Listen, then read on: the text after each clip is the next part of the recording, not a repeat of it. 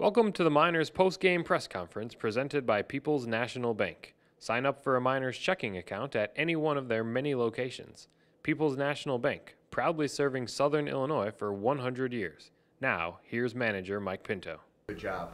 First time out, we were watching his pitch count, so, to get 5 innings out of him and, get 1 run, for me as a first outing, that's certainly a quality start.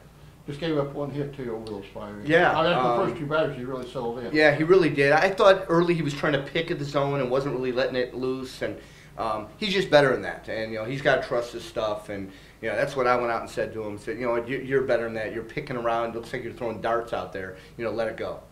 How do you feel about your defense tonight? Okay. I still thought there were a couple plays you should have made. And we'll have to address those, individually. And Andrew Sweet's really been counting him down for a few minutes. Speaking of him.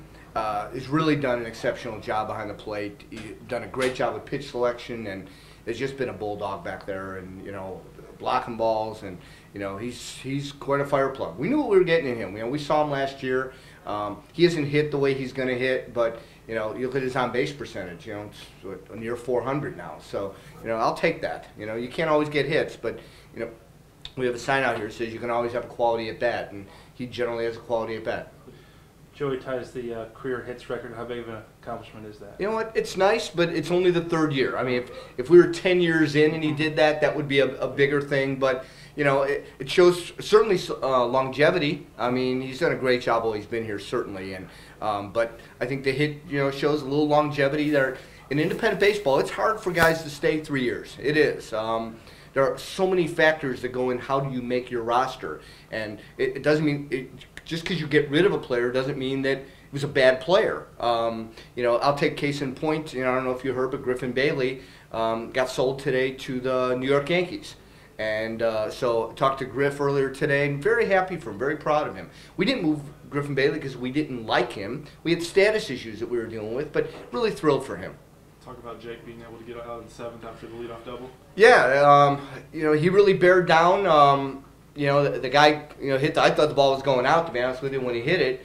But Jake's a competitor. He competes out there. That's one of the reasons why I gave him the ball 41 times last year and so many times this year. Is that I trust he's going to compete. That's the one thing you ask from pitchers: throw strikes and compete while you're out there. Try to get the other guy out. Don't go through the motions. And he competes. He got the win. That's good for him, too. Yeah, I'm glad for him. Relievers, to be honest with you, wins and losses aren't really a huge deal because so many factors they can't control. But I'm glad for him. I'm mostly glad he had a good outing, and that will give him confidence going into the next one. He struggled the last time out, and when he faced Mejia, I told him before he went out there, you only got 1 batter. So you got Mejia, and I'm going to get you out of here and bring Dooley in. I thought it was a better matchup, but Dooley struggled a little bit tonight, and he'll make some adjustments.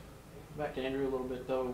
Windy City's always a running team, and are you surprised they've tested him that much after being caught so much? They have, and but he's done an exceptional job of throwing their guys out. Nice to see Mike Phelps get a save opportunity and get an inning in 2/3. Yeah, he needed to. Mike's struggled a little bit over the last week or so ago, trying to find his mechanics back to what he was a year ago. And so he's really worked hard with Brendan in his side sessions and the short sessions they do to try to get his mechanics back. And it looks like he's getting close to having, where he was a year ago. Made a nice bare-handed play to get that third. Boy, that's a ridiculous play. I mean, ridiculous. I mean, we go through PFPs every week here, but that's certainly not one you can plan on. With Phillips, not getting a lot of pitching, now get some opportunities, setting 3 or 4 days. Sometimes that's hard on a closer like that. Yeah, it is. He didn't pitch in 5 days. And so like last night's game was really just to get him back in the game again and to get a feel of getting back on the mound. And that's all last night was. Tonight was, I need you to save this ball game for us.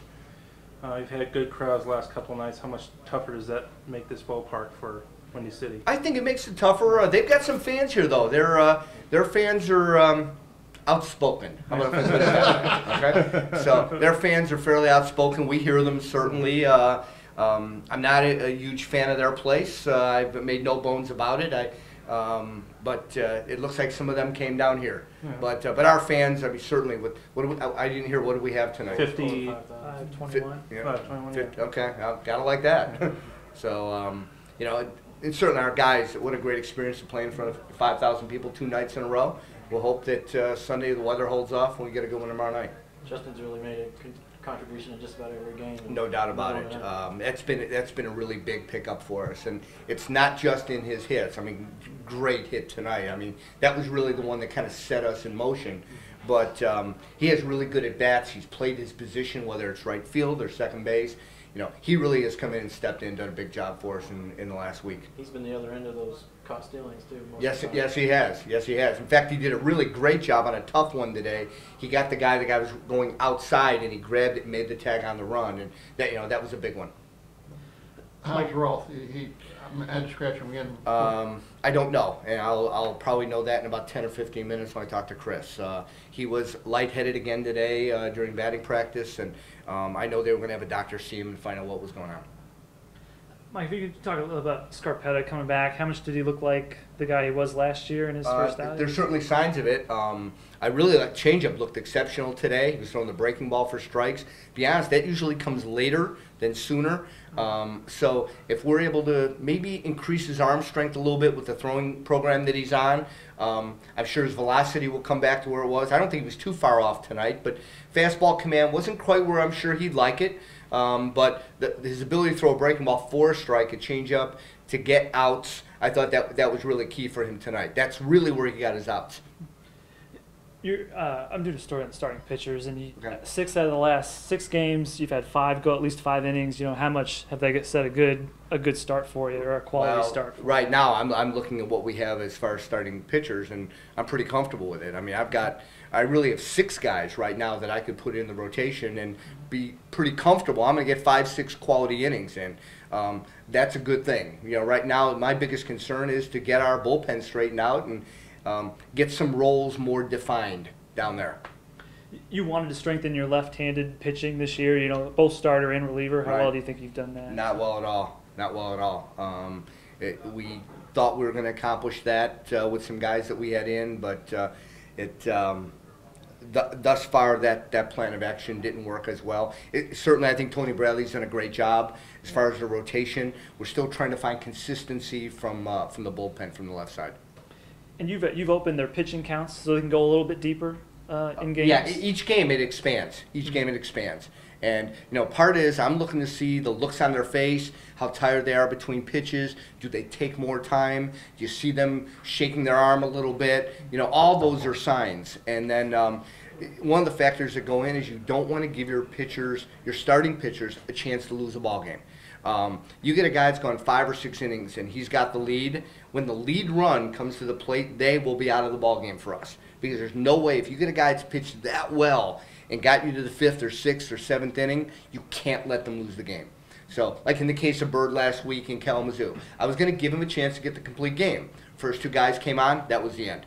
I wasn't going to put him in a position to lose a ball game. Just how big of a Southern Illinois Miners fan are you? Hi, this is Bill Bond II with People's National Bank. Show your love for the Miners today by opening a Southern Illinois Miners checking account. It only takes $100 to open, and every time the Miners win, you win too. That's right, every time the Miners win a regular season or postseason game, your interest rate goes up. Stop by your local People's National Bank today to find out more.